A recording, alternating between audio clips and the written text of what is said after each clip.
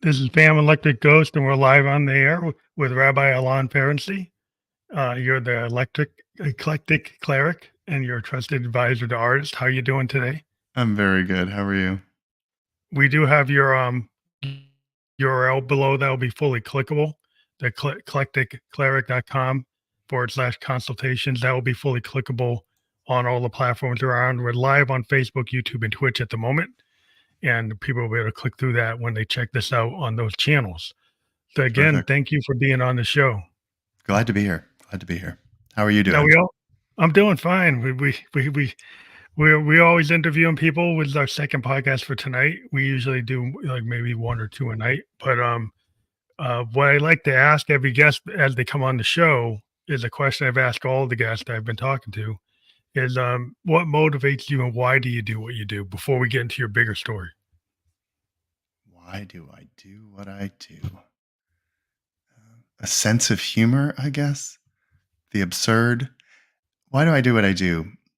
Uh, it's a combination of all the pieces of my life that have sort of led me into a place that's really distinct and fun and particular to who I am and who I am right now.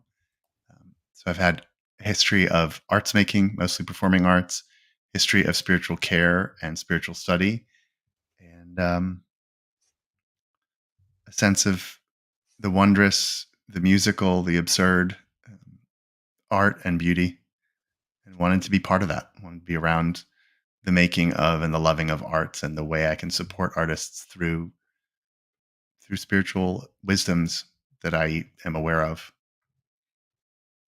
Well, I think that's an interesting perspective because I've never talked to any spiritual advisor in any religion as it relates to working with artists. This is the first time I've ever talked to someone who's a priest or a rabbi or cleric that's ever talked about artistry and creation of works of art related to spiritualism. So I'm wondering Where do how you you think? So when you make music, where do you sense that where it it comes comes from. from? Well, Yeah. I'm a Buddhist by practice, and I believe it comes from the universe. Like I believe in that kind of Victorian concept of the muse, and I'm a kind of a jazz fusion experimental, like in the moment type of artist. So Yeah. I can write on the bars, but what I like to do is just play and let it come to me. And there's stuff that's come from inside and stuff that's come from outside. And I feel like every artist, I'm a keyboard player, I'm a synthesist. I feel I can channel whatever the feeling is at that moment in my space. Right. And it's affected by all these things. And I'm a big believer in like the Victorian poets talked about the muse, like Blake and Tennyson and Wordsworth, all those people. I really got into poetry before I even became a musician. And I feel that it's like in the air and it's in me. And somehow I can channel that at any moment I decide to go on my keyboard or my piano or something. That's how I feel. So if you were to see the word muse, the muse written out, is that capital M or lowercase m? Well, the muse, well, I think in the Victorians probably had it as capital because they Yeah. felt it was something that was like the universe itself, I like mean, I Gaia. think I've said to people that God is just an easy word to pronounce, right? To describe all these mysteries and inspirations that we find. The muse is a nice one. I mean, I think we get caught up in religious terminology and language and linguistics around what we call God, but mystery, higher power, deeper reality, divinity, the muse, the inspiration, like those are all whatever created us and wants for us to create is the way I understand it, which is intimately what you're describing too. Sounds to Yeah, me. I mean, I'm not yeah, gonna presume your theology and faith and philosophy, but yeah. I mean, I feel it's like music. Any kind of art is the act of creation. And the act of creation is in itself spiritual and religious. Like a lot of people talk yeah, about the divine feminine. I talk to a lot of female singer songwriters, and they always bring up the divine feminine. They bring up the idea, the act of creating something is in itself like feminine, which is creation, going to like birth, giving birth to the yeah. idea. So there's a lot of that in what I feel in terms of creativity and what I have spoken to a lot of artists over the years since I started the podcast has been in that vein I Of think a lot of what I do is the midwife or the doula for that process, or the chaplain in the hospital room, helping mhm, people give birth to a creative experience. But though I have artistic and creative experiences of my own, my work now is mostly, I wouldn't say behind the scenes, but to the left or stage right of the mhm. action, um, So you're giving, helping like, people. emotional or spiritual support to people who are Yeah, in the arts, yeah. like advice, like kind of a spiritual advisor. Yes, that's what I would like to call it. You know, a lot of people Yeah, go with coach because it's a well-known term, but coaching is a very variable process, and some quality is different than others. For me, it's still being a rabbi. You know, as a pulpit rabbi for 12 years, so I still understand myself as that kind of person who is trying to communicate deeper truths, not dogma so much as the way. You know, it's funny you mentioned Blake. I think of Keats and beauty is truth and truth beauty. And to me, those beauty and truth are just words for God. Right? The way we understand what is deep and divine and eternal is that it is beautiful and that it feels truthful. yeah. So whether Well, it's like, that's well, one of the great romantic poets said, nature is the cathedral. You go out into the pines who and said that, I'm gonna look. I keep a book of quotes. Nature is the like, cathedral. yeah, it's basically, I think, Longfellow, Hawthorne or Longfellow. And I went to Bowdoin, and we have the Longfellow Museum. I believe it's in one of those two great poets. I always confuse them because they're kind of in the same vein. But the idea was like, I live in New Hampshire, kind of New England, and you go out into the pines. And I'm a mountain biker. I'm a hiker. I'm a Oh, snowshoer. But if I go, I want to, I'm an electronic musician. But when I want to be restored, I walk into the pines. I walk around along the Merrimack River, and I just feel that nature, Gaia, the earth. It's like there's something about I get restored, and I'm part Cherokee, Blackfoot Indian, and I did part not of know our that. our I'm culture. in Tennessee, so that's where your people are from, more or less. Did you freeze? I'm in New Hampton, Massachusetts, but my great great grandmother was a full blood Blackfoot. But Well, the so the Cherokee people are idea. from where I am now. That's Oh wow, cool. But yeah, it's just, I don't know, there's something about being in nature that it's very restorative to me, and when I read that line from that poem, which I don't have the poem in front of me, but I always remember that line that nature is the cathedral, cathedral is like nature, and that in itself is inspiring to me.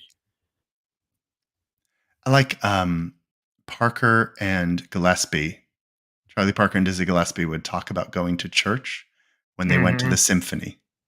Yeah, yeah. That was when they went to the symphony. So I like the idea of sacred spaces more broadly defined, whether it's a clearing in nature, whether it's a symphony, whether it's an art gallery, whether it's sitting in a special chair reading a beautiful novel. Like the ways in which and typically an artist studio. So I'm looking around behind you, you know, at your studio and thinking about the ways in which we create sacred space for ourselves to make the art in.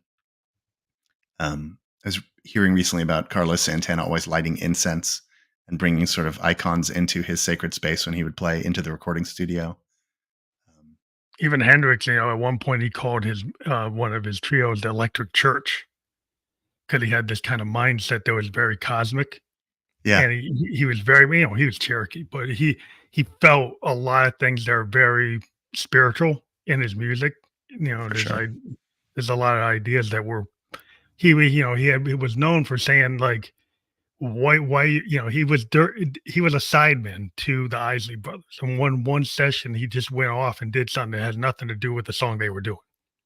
And they asked him, "What are you doing?" And he said, "The universe gave me this song, and I had to put it down. And I know it's not your song, but I had to put it down." How And did there's they like, react? they didn't like, he Yeah. ended up not being with the Isley Brothers too long. It reminds me of the stories of James Brown finding people when they would do a drum fill. Right? Like, do that on your own time. Yeah, do that on your own time. But it's like, yeah, Hendrix was known for getting, he was a sideman to Little Richard and Isley Yeah. Brothers. He did a lot of great work with a lot of side people. And he would just sometimes go off. And Little Richard even said, "Well, like, he's showboating. He can't be in my band because I'm the only star in my band." Yeah. Yeah. It's hard to imagine. I mean, you can find some of those recordings, I think even some video of it, but it's hard to imagine people we understand as having such a profound and clear vision, subsuming that vision to other people's experience, Yeah. right? You know, I Yeah, mean, it's hard. even Coltrane on Kind of Blue. Yeah. It's interesting to me that I mean he was younger, so he's coming up, Yeah. but Yeah, but as he was him to be with Davis when he's such a giant himself, you yeah, know? yeah. But you have to start somewhere. You do, but it is very hard to, and I think that's part of my transition from pulpit work to private practice with artists is a sense of once you have a clarity of your own vision, I don't think it's impossible to collaborate, but it's certainly impossible to be a member of a committee. Oh, yeah. Yeah, that's a problem. Well, that was the kind of problem with Prince. I don't know if you know his story, but Did he Prince ever was Prince ever in anyone else's band? I do not see that well, working out he well. he had a band when he was in high school called Grand Central, and he had some guys that were end up being an MPG that were in that band. Sonny T, there's a couple other guys. Andrew Simone, there's a bunch of guys that he was with. And at that point, he wasn't the full leader of the band. You know, Andrew Simone would say he was the leader. Sonny T would say that he was the leader. But Prince William was 17, 16 years old.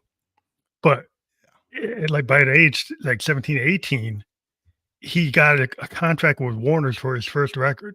And they wanted um, the Earth, Wind, Fire leader, Maurice White, to actually be the producer. And you would think any other 17-year-old that heard that Maurice White, that leader at Earth, Wind, and Fire, is going to produce your first record, like you would be like ecstatic. Prince said, "Nope, I'm playing Didn't all Prince the wind up instruments." playing everything on that He played album? played everything, and he I think I produced it. just learned this that he was And like, I just can't bring anyone else in on it. no, he had Maurice White was going to produce his first record, and he said no. And so it's like he knew at a very early age, which is very rare, that an artist that young would pass off not being with a Grammy award winning person and actually say he's going to do it all himself, which I is mean, kind of it's clarity of vision, right? I yeah. think that's so much what you're hinting at is I think what I really work with people clarifying vision. You know, what is it you're here to express? And for me, that was always limited by technical capacity. Like I could never get my hands to play the things that were in my ears. Hmm. But once you get past the technical issues, and they always pertain, seeing clarity of vision and returning to it again and again and refining it again and again and coming to what is sense of self and mission and voice at this moment, at this time in the recording or the painting or the writing, um, is something we don't think about often enough. I hear it in Rick Rubin's talks with artists, but it's so easy to get lost in the, you know, the EQ of a recording I think or that people get lost in the comparison trap. that one I too. think I Yeah. think a lot of artists are not willing to actually be themselves. A lot of artists are spend a lot of time working with producers and other people trying to be um, part of a genre without actually being somebody like a Miles Davis who actually invents the genre, or Prince who Several. invents the genre. According to him, he invented 5 genres, I think. Yeah. Huh. Let me make a Coltrane, you if you right? Wi-Fi adjustment. There's something going out here. Okay.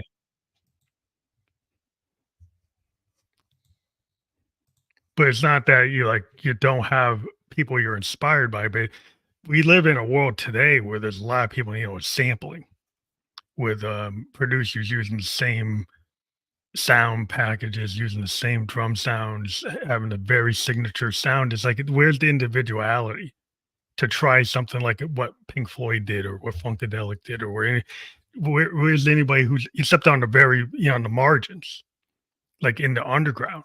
You can find a lot of bands that you would, and that's where I kind of live looking for people like that. I look It's for the funny because there's margin. a piece of me that really wants to resist and defend sampling, and this is sort of an awareness that I'm coming around to that everything is not everything is collage, but everything can be kind of collage, and that Yeah. homage and interpolation and sampling can be a very powerful way to create new sounds. Well, there's a right way to do it and kind of a wrong way to do it. My kind of wrong way to do it is to take a song like a Bowie song, a Bowie Queen song, and to do a song like I Say's Baby over it. that's not the right way to sample, right? There is a way you Yeah, could be like that is De La a lazy way to sample. yeah, Yes. you could be like De La Soul, and you actually are very innovative, and you have a palette, and you color it, and you layer it like a sound painting.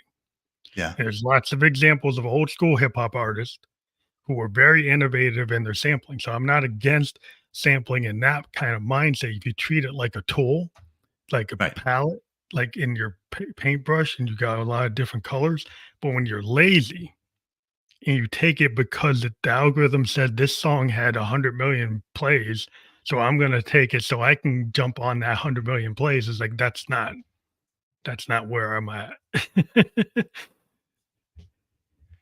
It's a skill, though. I mean, I think there was always this piece of, well, it's two things you mentioned. One is Bowie.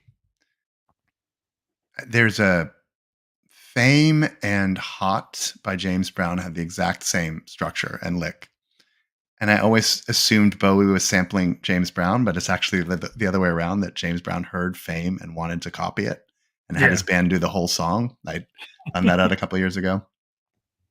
And the other one that I was amazed by, I'm not a fan of his rapping, but Kanye's production, especially this early stuff, there's a track on one of Talib Kweli's first solo albums where he takes a snippet of a Nina Simone piano solo and turns it into the bass for an entire song. And I Well, think that's that being yeah. able to see that level of granularity and that precision, and then to draw these incredible lessons out of it, and to Well, if you see the think about ability to it, yeah. paint with it. If you think about the blues, like the blues, the pentatonic scale, like it's there's so many, it's the same structure. Whether you have Willie Dixon do something or Lead Belly do something, but it's how Willie does it versus Lead Belly. It's Right. how Robert Johnson does it Right. versus any of them. So that you can be in a genre, right? You can take, there's a lot of examples of like inversions or changing. There's a really good example of Robbie Roberts from the band actually taking stuff from Curtis Mayfield, right? And the song like the weight from the band is actually inverted, uh, an inverted like people get ready It inversion. is. Yeah, Oh, I want to listen to it right now. and Robbie was really good at pulling licks from other people and inverting them, and then taking them Interesting. from a totally different genre, like a soul genre, and putting it into like an Americana genre or So country. I learned one. I'll pass you back some music trivia. I just learned this one. The mashup when Run DMC and Aerosmith, I want to say it's like '87, did Walk This Way. Rick Yeah. Rubin puts that together because Walk This Way was a break that they were already using in clubs. The two bar Well, opening to Walk This Way is a drum break that they used to call it the Toys in the Attic break, because that was the name of the LP, was Toys in the Attic. mhm. Yeah, that's And a good one. that was a break they were using in Lower East Side clubs in the early days of hip hop. So it became a natural bridge between the hip hop community and the rock community Rock to community, bring yeah. those songs together. I had no idea. I thought it was almost at random, but it was something he had observed people already connecting with. You saw people already, but that's interesting because a lot of times in the hip hop world, the albums they were using, a lot of them were funkadelic, Sly, a lot of funk, but they were pulling stuff from soul albums Yeah. that maybe weren't so big. Um, but once in a while, they would pull rock licks from rock bands and pull Yeah. them in like that one. And you're like, because it's like even today, hip hop is pulling from all kinds of jazz. It's pulling Oh, from for like sure. fusion For jazz, sure. it's pulling from rock, it's pulling from country, it's like a really like a big, it's the merging, what I call expansive sound, which is what the sound I'm into is like, hey, why not take some punk aesthetic and mix it with progressive rock and mix it with new That's wave and mix it with that's interesting. I classical. can hear that in your music, the punk aesthetic and the progressive rock. Yeah. I can see Yeah, those two elements.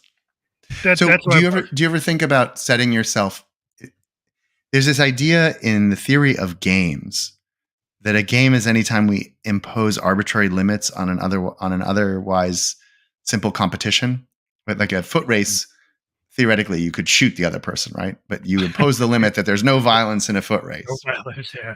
So, do you ever do that to yourself? Do you ever compose with some sort of arbitrary limit, like I'm going to do this in 5/4, or I'm never going to Oh play a yeah. G sharp, or I'll take limitations like a monophonic synthesizer can't do polyphonic. Right? So a Moog is one note at a time. It can't do So chords. you'll intentionally use a monophonic synthesizer to record something and to produce Yeah, to something. force me into the limitation, right? So it's not polyphonic, it's not Very cool. digital, it's analog. It's limited and it's powerful. And so, a lot of times with music, it's the limitations. Like I have a drum machine that can only do 8 steps. So the only way you It's not can an get is it an old 808 or is it no, something more it's a Moog. It's an analog Moog that was it came out a couple of years ago, but it's limited and it can't do 16 steps. It can't do 64. It can't remember anything. It's all analog. And the only way you can get it to do variation is if you play it like an instrument and tape it in real time. you have to reprogram it every is it 8 Every bar you has mean low 8 bars dials. or every 2 bars? Every has low dials for all the 8 steps, manual dials, and pitch dials that you can actually fool around with as it's recording. So you can play with the pitch, you can play with the velocity dials, you can play with the cutoff and the filters and all those things in the But oscillator. there is this concrete and discrete limit to how much you can You use can at a only do time. 8 steps. So it's like if you try to record it and just leave it alone, it will only do 8 steps. So it encourages you to actually play it, and every time you play it, it's not digital. It can't remember what you did. So everything's point in time on it. So anything you do is gonna be super unique, Do you which is like what that does that feel like a lot of pressure when you do it? no, actually less pressure to me because I like non-quantized. It's Okay. just like I'm playing it like I'm playing my piano. I'm playing it like I play a bass. It's like it's what I can do in the moment. And so it's very unique point in time. It's a limitation. It's a limited to what I can do in that And it can't moment. be recaptured. Like Not you can only really. recapture it by accident. By accident, you got to film it to capture it. The only way you can ever redo it is you have to film yourself and then go back and remember everything you did. Which is, yeah, in today's world with people using so many digital machines, that's like unheard of. I've had people tell me, like, "Why do you make yourself work so hard?" And I say, "I don't find it like hard. I actually find it pleasurable because I'm a child of the '70s, and we didn't have all this digital. Everything is analog. You're playing a Hammond, playing a I think it Moog. would be hard and pleasurable is what you're describing, right? Like I It's think the hard if challenge you, is the pleasure. yeah. I think the hard part of it is if you can't feel it. Like if you haven't put your 10,000 hours in as a musician, and you have no sense of timing, you have no sense of rhythm, you have no sense of melody, then it's hard because then you're going to want to keep on going back and starting again. But if you've been playing for a while and you trust yourself as a musician, then you'll find it pleasurable because it's just like jumping on your bass or jumping on your piano or your guitar. You know you can play it. It's just a matter of like, is it something you want to hear? Is it the right chord progression? Is it the right set of bass tones? It's like it takes that you have to have certain level of skill as a musician to work in that zone versus like playing on the bars and trying to make So everything perfect. so you've played pre sort of like digital pre-Moog instruments, let's say like pre-digital, pre-electronic Yeah, I instruments. still have a lot of those. What what do you find like what's your sense of engaging with technology? Do you find that it's just a new Oh, toy and a new experience and a new challenge, or does it I have I change have your fundamental creativity? I have an MPC. I have an Akai MPC, You have an but MPC? yeah, but I have it hooked up to my Moog through CV. Okay. So I've got it hooked up to like Roland's and Moogs and Korgs. And I kind of like I have it so I can do sampling if I choose to do it, but I tend to sample my Moog. I tend to sample my Roland. I'll resample one of my own instruments rather than somebody else's record. And So, I'll go let use me that. clarify my question though. So you experience technology as liberating, challenging, restricting, or enjoyable? Like all of I that? find it as a tool that I use to service the song. So in some Okay. songs, I might use a digital because I want a piano and my Moog can't do a piano. Or I'll use a digital resampled violin because I don't have a violin. So I'll use it's like because this song needs some violins, it needs an orchestra, it needs some horns, and I don't have it. Right. So Do you ever start how do you start your compositions typically? Do you ever start with like an acoustic guitar or a piano? my writing instrument is piano. So I'll start with Okay. piano or like or bass guitar. Um, But I like to write with piano because I kind of like it's a writing instrument. Maybe a guitar is a For writing sure. instrument too. Yeah. But like today, like I mean, sometimes I start with my Moog because the Moog in itself it is a classic, synthesizer, and you can actually start with the bass tones on a Moog, like a mini Moog. And if you start But with that, it's monophonic or it's not. it's monophonic. But if you start with like I'm starting with the bass tones, right? Like I'm starting with the bass rhythm. So it's a rhythm, kind of like a drum inspired type of tool. It's very percussive. So if you've got an idea for like a beat or a rhythm, you could start with that. And so sometimes I'll start with the Moog, or other times I'll start with like a piano, So or sometimes it's rhythm, sometimes it's harmony, sometimes it's melody. kind of whatever serves the song. Because I've got a bunch of modular experimental stuff. They'll start with like sound waves. They'll start with And oscillators with square waves and triangle waves and well, sine let's waves. say okay. So Play in with that. 2024 specifically, how are most songs coming to you? Where do they start? Melody, rhythm, concept? Most of my songs today start with the rhythm. In 2024, I'll start with a rhythm off either my Moog or a Nakai. And then from there, I'll layer it with kind of feel based because I have so many different instruments in my studio. So it's kind of like whatever serves the song. So I might Okay. start with rhythm, but I might, approach it with a Roland Juno, or That was use my use first keyboard. I had Roland Juno 1. That or was fun. I'll use like my Arturia, or I'll jump on like a JD08, or I'll jump on like a grandmother, or like it's kind of whatever I choose to jump on. I mean, sometimes I might jump on this Swedish little synth here, which called an OPZ. Oh my god, It's that like looks so much fun. the size of a TV remote, but it's Yeah, it actually looks like it can control your TV when you need it and play some video it's games on it. actually a Swedish synthesizer. It's a built everything you can do everything on this. You can do drums. It's a 16 track sequenced digital synthesizer Looks that you really can cool. build a whole song on with this thing. And then play Minecraft when you're done. Yeah, it just goes off and plays, whatever. But it just goes off and just So would you say you start with sounds in your head, or you've got a device, tool, instrument, and you make the sounds out of that and see what comes out? I sometimes do have a rhythm in my head. I sometimes a complete song will come to me in my head, and then I'll try to execute it. Other times, I'll have maybe just the chord arrangement, or I'll Do have the you bass. do are you one of those people who does voice memos on your phone, or like has just something to record voice memos when you want to hum out a melody? Well, because I'm in my bedroom studio, I've got like multi-track recorders and Okay. these mics all over the place, right? And I got one recorder over here, another recorder over there. So if I want to put something down, usually what I do anytime I put something down when I'm in rehearsal, I just turn on my multi-track and I let it run. And And even what if if I'm 3 you're hours, I let it just tape everything you I'm doing. mentioned sort of walking by the Merrimack River. Like, what if you're out by the river and a tune comes to you, an Oh, idea comes to and you? I use my cell You do phone. have okay, voice recorders. Yeah. I use my Yeah. voice recorder, or I'll bring this thing with me because I can. That I'll is so bring this cool on the looking. bus. I'll bring this on the bus, hook up some headphones on it, and I'll come up with an idea. And this has even got a sampler in it. So you can hum Really? something. Yeah. So this thing, what I like about this is this puts it right to WAV file. So if I have this with me and I put it into sampler mode, I can just hum my song into this. And then it becomes a WAV file and it's actually sampled and I can use it and then bring it back into my other stuff. But I'm kind of a total crazy creator. I like to have my access to things to create all the time.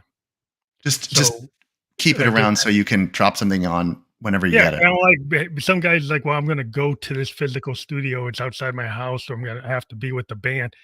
I had a band, and then I decided they'd take too long to get together, so I started just writing by myself. Because I I couldn't bet wait that's because a common thing for producers and beat makers. Yeah. would stop. People wouldn't show up, and like if you're not gonna show up, then I'm gonna learn how to play the drums. I'm gonna play the bass. I'm gonna play the guitar. I'm gonna play everything because I have these ideas, and I can't wait for you to show up. That's sort of what that's the story I heard around Prince's first album more felt like that. Like I just can't deal with these people. I Can't wait can't for people anymore to with these show people. up. Like if you've got that kind of mindset, I've always been drawn to guys like that. like Todd Rundgren was like that. Visionaries. I mean, they're visionaries, is what you're Yeah, talking about. guy, he knew what he wanted, he would put it down. Yeah. And he was like young, like Prince when he was doing it, like something, anything. He was super young and he was putting that stuff down. And guys like that, I've always been drawn to the Robbie Robertsons. Like he was writing all the songs for the band. I mean, they would love the writers in the band, but he was primarily writing almost all of it because he's like, he had the vision. The guys didn't have the vision that he had. He had it. So, Curtis Mayfield, same way. He had a vision for the impressions. He had a vision for himself. Yeah. I think it's when you don't have vision and you get stuck. And like, I wonder if do people come to you when they have roadblocks or they have problems in their life to keep them from their art? I mean, how do Very you much. engage with your Very much. But I think there's also the counterpoint to what you're describing is also collaboration as a sort of inspiration, the inspiration that occurs between two people. Mhm.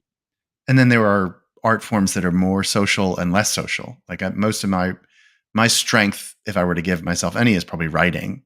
And that's a very solitary pursuit.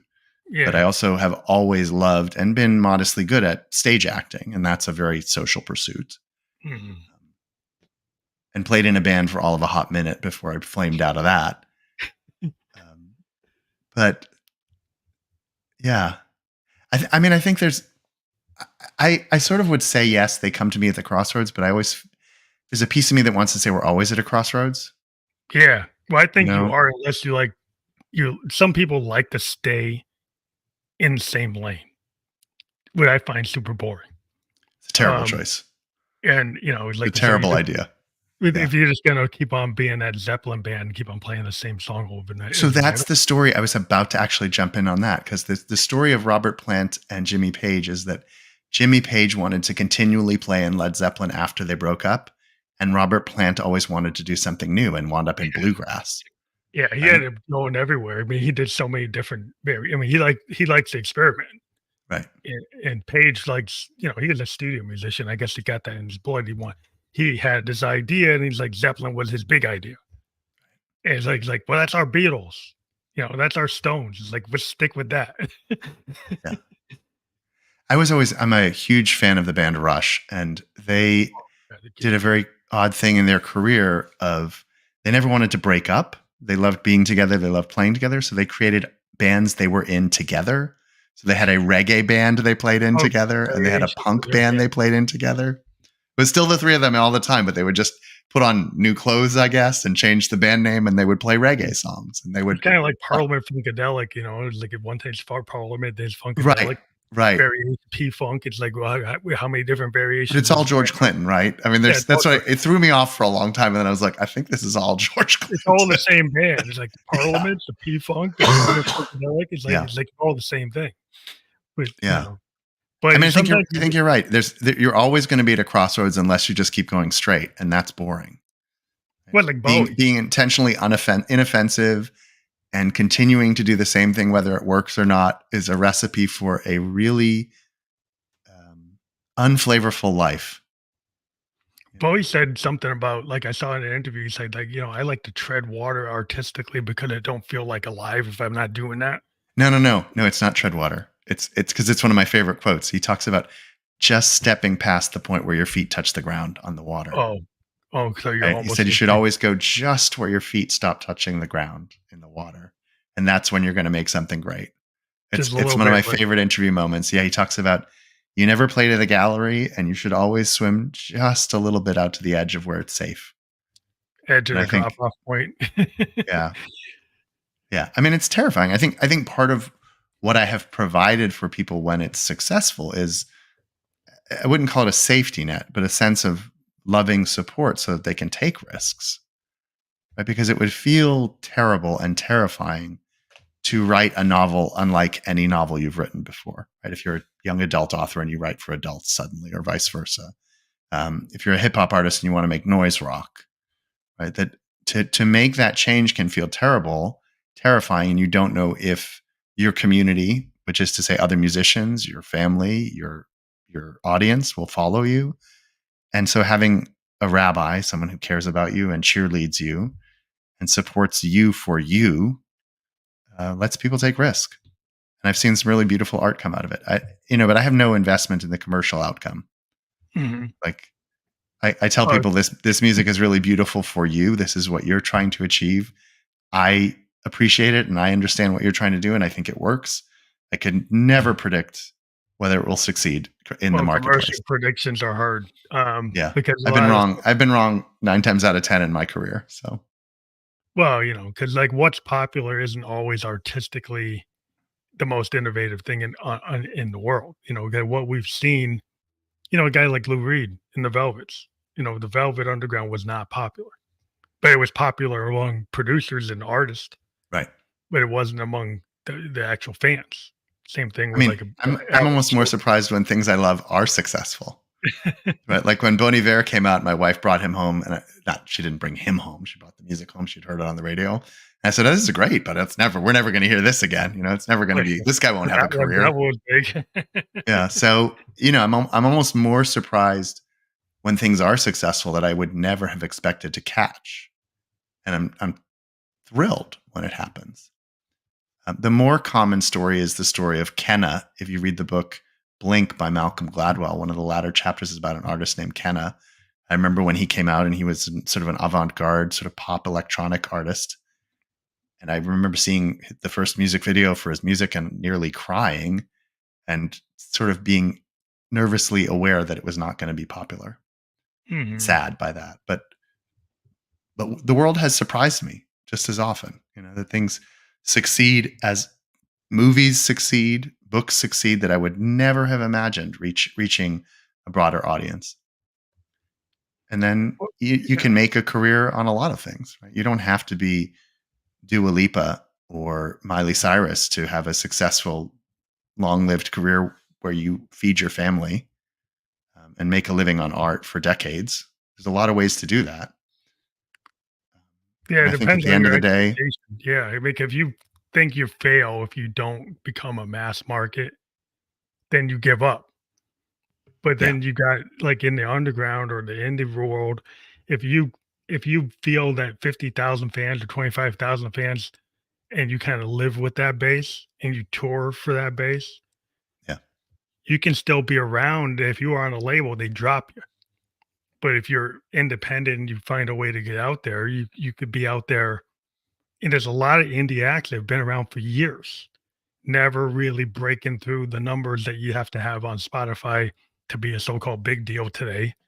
Um, but I've always been, drawn to yeah, YOLO Tango and bands that are not super big, but have been around for like, years, not decades.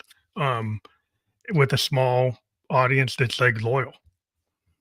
there was a joke. I think in the Onion, that satirical newspaper, that if there were a fire at a Yola Tango concert, a lot of record store clerks would die. There's a lot of hipster record store clerks. Yeah, and all the hipsters like just like the Velvets, it's like only the Yeah. hipsters like 'em, but it's like, big star and Alex Chilton, like only the hipsters are into knowing what that band is. But to me, it's like I like allowing myself to hear something that maybe at the not at the top 20, but like the bottom 500, the underground. The long tail, as they say, Yeah, yeah, in the yeah, digital because world, yeah. what's going on there is very interesting, and people not Very trying to interesting. go with their ego or with So it's not all image, it's so kind of what like other media kind of feed into your work? Do you games?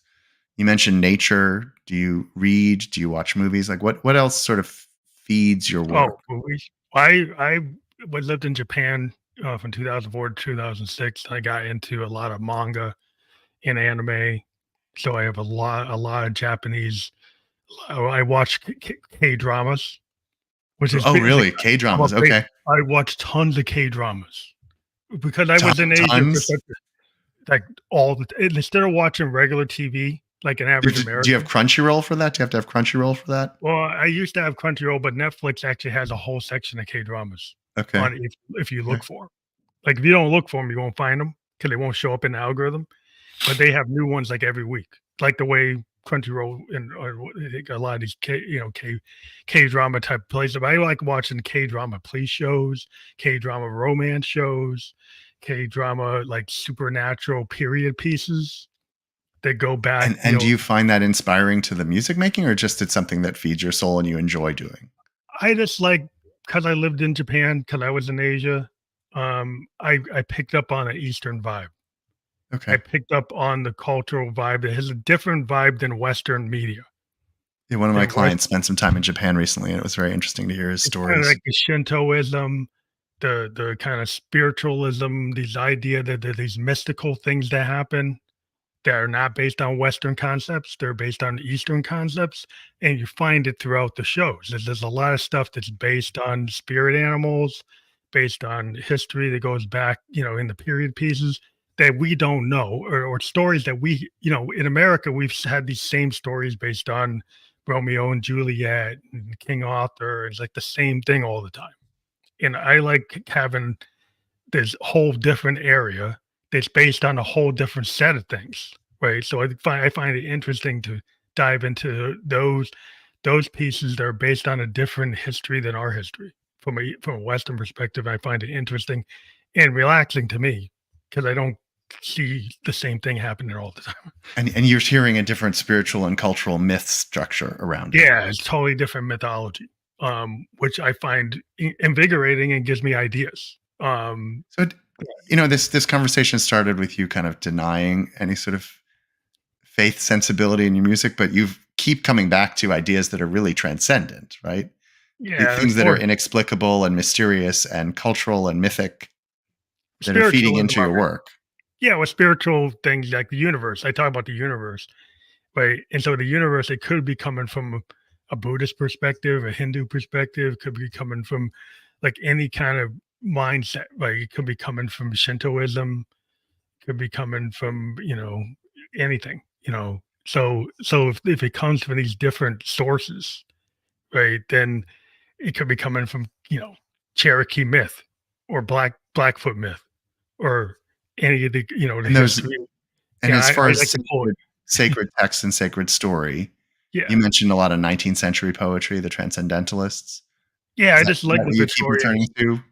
Yeah, the Victorians I like because they had these code words like Little Death, and, they were kinda they had these issues where they're in this Victorian time, they have this very strict moral code, but they're still trying to sneak things in. Like, they have these different layers, and they got code words for Yeah. things that they're trying to talk about, and I thought it's just very interesting as a writer. Like, if you're a songwriter and you're not trying to be obvious, you're trying to be like Dylan-esque, and you're looking for different ways to layer things and different, mechanisms. If I find it, super helpful to read Blake and read Lord Byron and Tennyson, and you pull these things out of it, and it's like, "Oh, what if I After pull from when that?" offline, I'd like you to send me some of your favorite poetry. I'm always expanding what I read in poetry. I was reading Oh, some T.S. Eliot recently that I loved. So, yeah, I mean, it's just what it also made me think of in the Talmud, which is one of our sacred texts.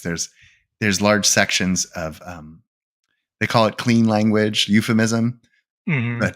but the euphemisms are lost to us. We're never quite clear what they're talking about. There's euphemisms on euphemisms, and they're so lost to us that we're not clear what the sex act is they're referring to anymore. And there's Mhm. long debates in the academic world now about What what they were were they talking about. describing. Yeah, I like the little death idea, but, Yeah, they don't have the little death, but they have sex not according to its typical way, they which yeah, layers, yeah, okay. We can't give it you're so indirect. yeah. Yeah, I just find it super interesting to pull from the universe, like the idea of the muse I talked about before, but that can be coming from everywhere, I kinda have no whether it's coming from a Western point of view, or it's coming from the Bible, or it's coming from Torah, or it's coming from, anything. It's like if I feel at the moment that I'm drawn to something, I'll dive into it, and I'll go in Yeah. that direction.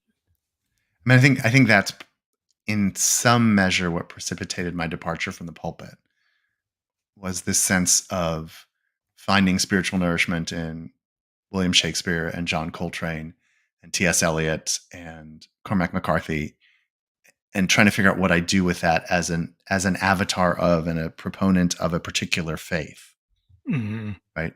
If I find that Leviticus and Psalms and Cormac McCarthy and Rembrandt all inform my faith. How do I explain that as a pulpit rabbi? It felt very awkward and Oh, inauthentic to try to say, no, no, no, we should only read the Torah. When for me, on the weekends, I was reading the Stoics, and I found a lot of meaning in their work, or great game design I find inspiring. I'm a tabletop role play player, mhm. mostly game leader, but and so what all that means, philosophy and game and design and play and all the things that didn't have place in a formal religious structure that were spiritually meaningful to me and I needed to identify with, but wasn't clear how to identify with those things and still be, Within the structure. Yeah. yeah, a leader in a particular faith. I think that Which the I still, problem is, like, yeah, the lanes. Like, we're kinda told, like, we gotta stay in this lane, right. and, a lot of times when you are very innovative, you cross lanes, and then people say we shouldn't be doing that. I mean, that's death to the artist, right? To stay in your lane. Yeah, like, but people who get really tied into any one form, Yeah. they kind of rail against going across the lanes. And then, even in the blues, the guys are, I'm a pure blues guy. I can't really dig Hendrix because he's not pure blues, right? He's not lead belly. He's not a pure blues guy. So he's not really the guy. I'm like, why not? Why isn't he the guy? I mean, he's the guy. I don't know what genre I'd put him in, but he's the guy. Yeah, but there's some guys that's like, oh, you got to be more like, Albert King. That's a He was pure. like Albert King. I mean, it's so clearly like Albert King. But so The because only- he put the fuzzy, dirty yeah, harmonics and all the feedback, then they say he's not. And I'm like, okay, fine. Just like if Miles went to Fusion, they said, well, he's a bebop king, and now he's not. And he's like, he's like when everybody yelled at Dylan and said he was Judas for going electric. well, And the thing that's he said, interesting, I don't believe you. He yelled out, I don't believe you. all of this, the music theory, right? And I learned this when I studied Arabic. It's the same with language theory. No one speaks the language as it's written in the book. No one plays the music as it's written in a music theory book. All those books came later by people trying to describe patterns they heard in the language or patterns they heard in the speech or the music or the literature. Right? There was no consistent way to use a semicolon until people observed patterns. Yeah, and they say that's And Arabic grammar was written by Germans who looked at Arabic and tried to find the patterns. And if you look at the counterpoint book I remember from sophomore year of college, Nude Yepeson's Counterpoint. I mean, it was looking at Bach and trying to understand why Bach did things he did, but most of it was about what appealed to his ear, I assume. I mean, I don't know yeah, if we have diaries of his thinking, but it probably was, I like this sound. This sounds good. This is what came out of my my harpsichord, it's and not the it theory. rocked. It's like the feel. It's like kind of what you hear Right. is what you get, Yeah. rather than it has to stay within this rigid theory. It's Right. like, maybe not. I mean, in the early days of hip hop, this comes from listening to a Rick Rubin interview. That people would come up to him and say, "Why are you promoting music? This isn't music. How are we going to promote it as music?" And they didn't even see that it was music. And never mind, they couldn't People didn't understand think it as rock was genre. music. They didn't They think rock couldn't. music was music. Right. Well, it's interesting about rock and jazz. All those are sex slang. Speaking of slang, right? They were all like sort of these lewd ideas and they said it about the novel too, right? That the novel was going to promote loose morality. You gotta That burn rock the and book. roll and You burn the jazz and book. hip Yeah, hop and the burn it. novel and painting were all going to promote loose morality and the end of civilization.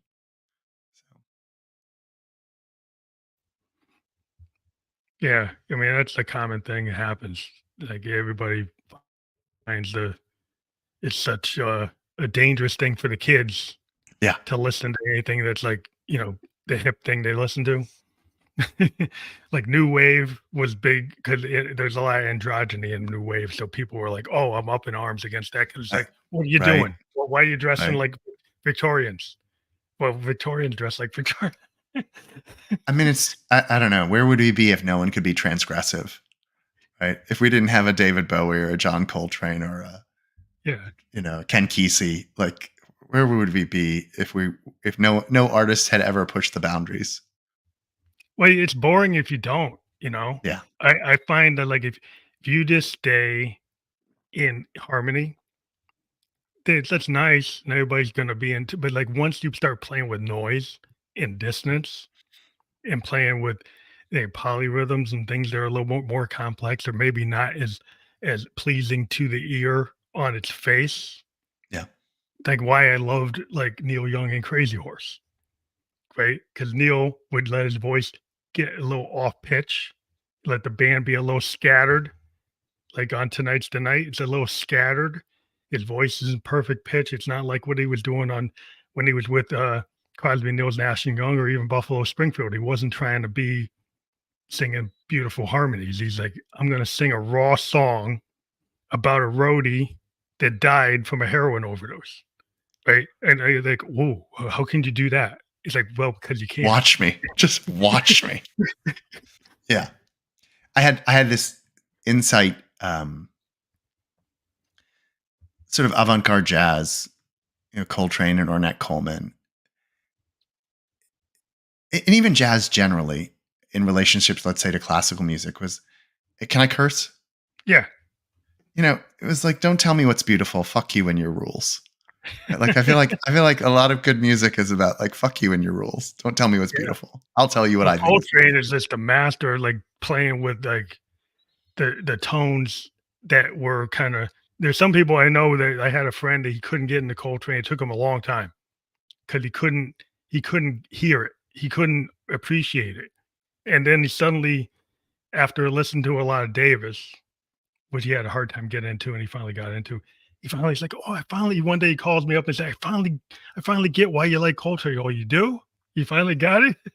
Well, it's like Well, that's your I own. wouldn't That's start your with own experience. expressions. I would start with, After the Rain and Naima. Like Yeah, there are gateway drugs to difficult artists, right? You start with the ballads, yeah.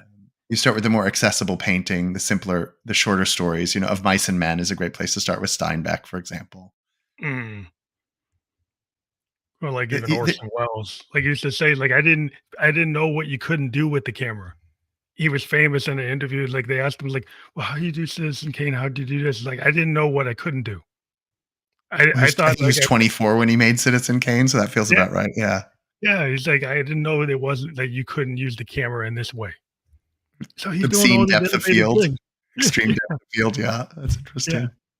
That's but it's like interesting. it's amazing when you see these guys that are just pushed up. Zappa. When they asked Zappa about like, how come you don't play the same solo all the time? It's because I it's boring. can't. Well, I he feel like said he he would say I can't. I I think don't he said remember he how I played it the last time. I think he said he could, he just thought it was boring. Yeah. But, maybe he couldn't, but I think he technically he wrote he would tell and all he's writing all these parts for everybody else. That's So I right. think He was very technically proficient because he was writing orchestra stuff later. yeah, so he Yeah. just didn't wanna do it. I get it, man. I mean, I think, I don't know. I mean, I struggle with this in my personal life. Like, what is the place of novelty? Right? Like, if you want to have marriage and a family and a career, you can't have novelty every day of your life. And then as artists, we have to recreate the work for audiences. And stand-up comedians and fela kuti, once they recorded something, they never tell the joke again. They never outplay that song again. Right? So I don't know. I mean, it's an interesting tension you're bringing up. Right? Like Yeah. Well, I think you want to Dylan was stay in good your lane. stay in the Being lane. able to play Beethoven is hard. Oh, yeah. Right? So like being able to reproduce is a technical challenge and an artistic challenge. And at the same time, we always want to be growing. And you want to have, I think, in music and probably all art, some sense of awareness, not familiarity in the sense of vanilla or bland, but some sense of connection and embeddedness to something broader and more sacred. As you mentioned with Shintoism and Eastern faith and mythos, right? Like the word deracinated, like things that are ripped out from their roots Mhm. are not as rich. So Leonard Cohen does a great job of elevating sacred text into new music. I And you think can there's do it.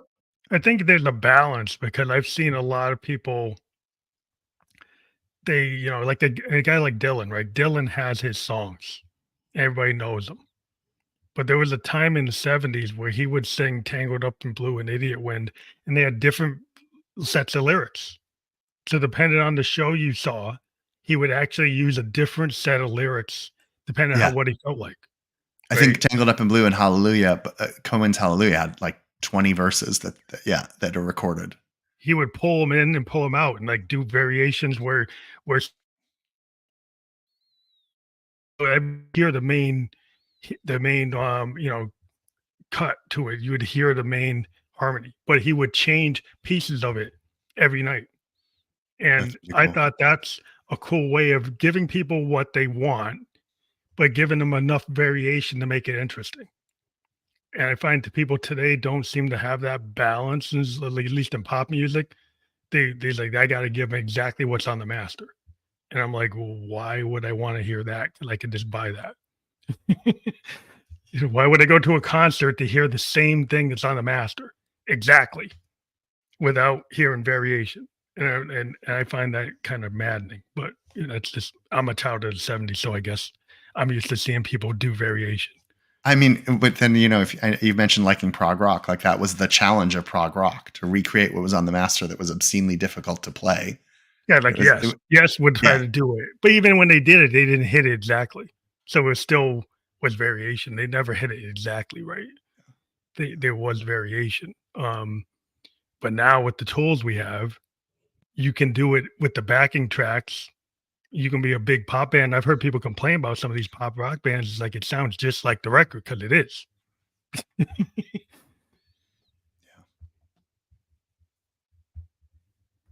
It's all magic. There's I've heard people talk about studio magic, just the little quirky things that happen in a studio that you could never have anticipated, and Yeah. then live recordings where something magical happens. And It was what you're probably like calling the a happy muse, accident. just happy accidents, the Yeah. magic, the muse, beauty, truth. I mean, those are just, to me, different ways of talking about this word we are not always comfortable using, God.